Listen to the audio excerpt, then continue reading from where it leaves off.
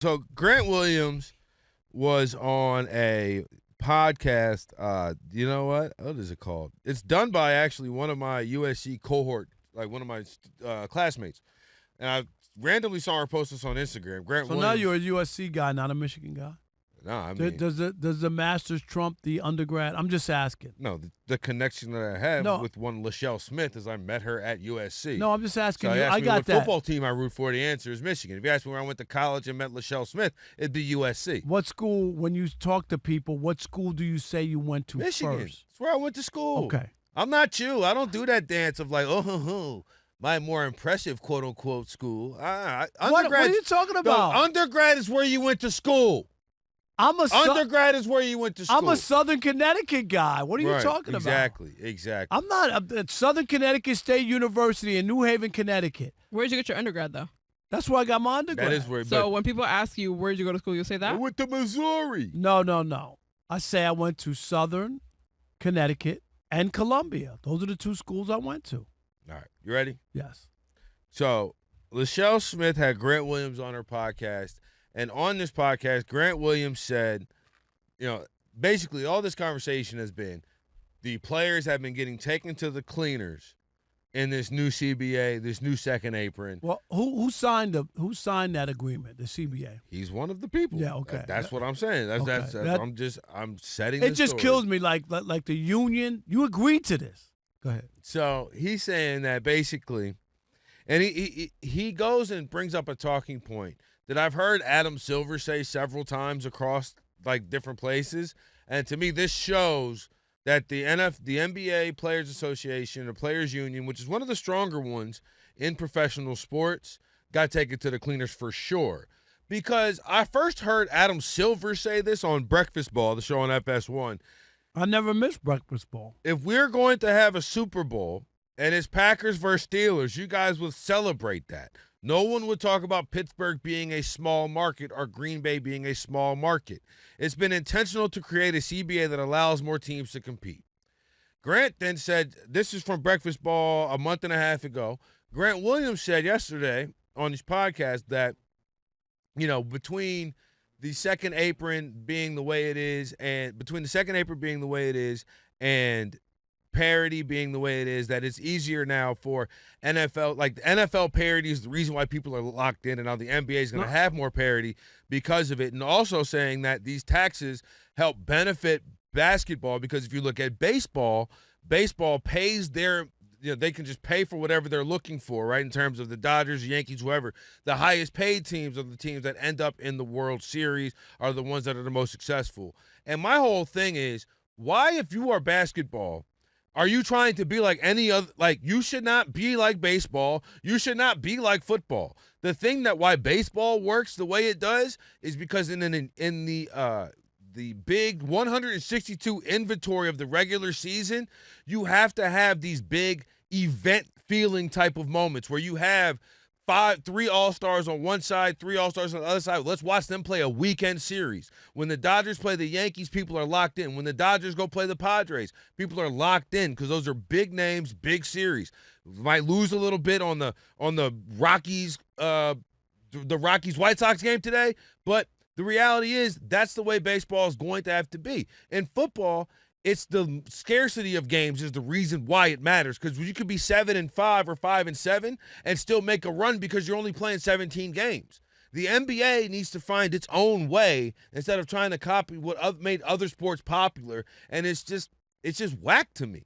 Yeah, I didn't buy his comparison because on the Breakfast Ball, I don't know what they said or follow up. The small market, he could say the Packers. What do you say? The Packers. The Packers and the Steelers. And so those are two storied franchises, okay? Like story. OKC and Indiana, they haven't won anything. Like, it's not a fair comparison to look at the markets and say, well, if it was those teams playing, you wouldn't think anything of it. Well, there's a big difference. And in the NBA's history, would you call the Spurs a great organization, right? They won 5 championships in 20. Yes, okay. I would say so. And they have 3 of the lowest rated NBA finals. Why? Why? Because they weren't a good team? No. It's small markets matter in the NBA. We just watched the lowest rated NBA finals.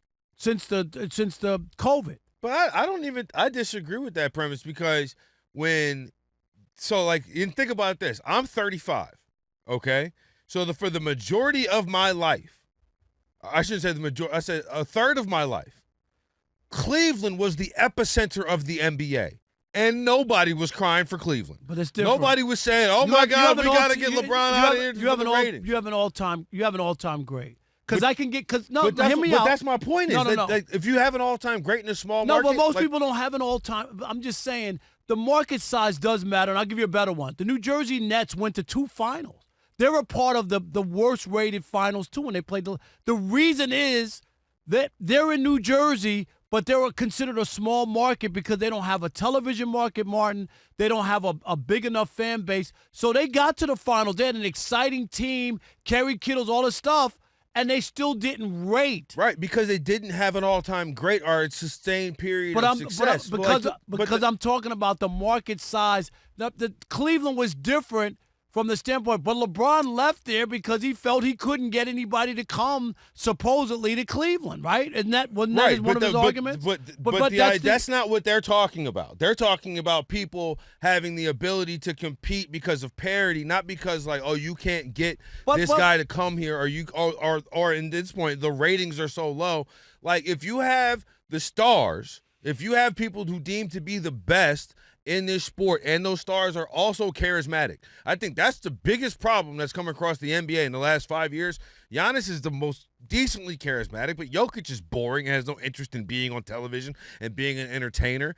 Like Steph Curry, he's has an entertaining style of play, but I would not say he is an entertaining personality. So you're saying he's boring? I'm not calling Steph an entertaining personality. No. Okay. So he's boring. Yeah, his style of play is not boring.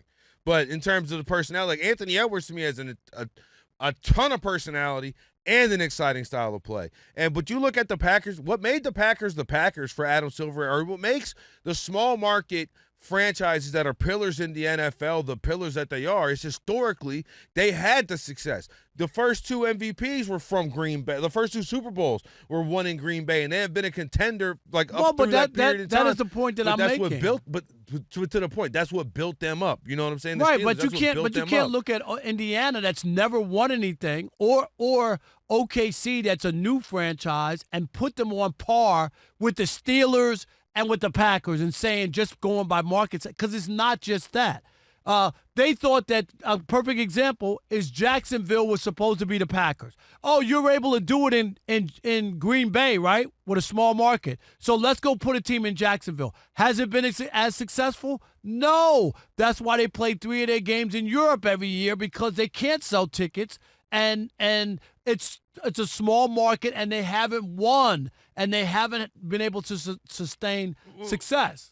Wait, you think that the only reason they're in Europe is because they can't sell tickets? Oh, that's part of it. It's a big. It's a big reason. No, it is that they picked them. But the owner also has ties to London. No, I get that. No, but I'm saying for them to have 3 games, they've had way more than anybody, because they don't sell, they don't do well there. Yeah.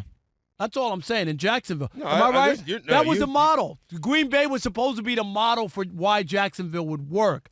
And I bet you if you told them if they could move somewhere else, they probably would at this point. All right, 877-99 on Fox, 877-996-6369. Your question is, should the NBA try to be more like the NFL or like Major League Baseball in that trying to enhance the parity like the NFL has, or trying to eliminate some of these repeater taxes and luxury taxes that exist, are make those punishments so punitive that you don't see the stars lining up. You look at the Dodgers, they have 5 All-Stars or 6 All-Stars. The NBA says that's a bad thing. Do you agree?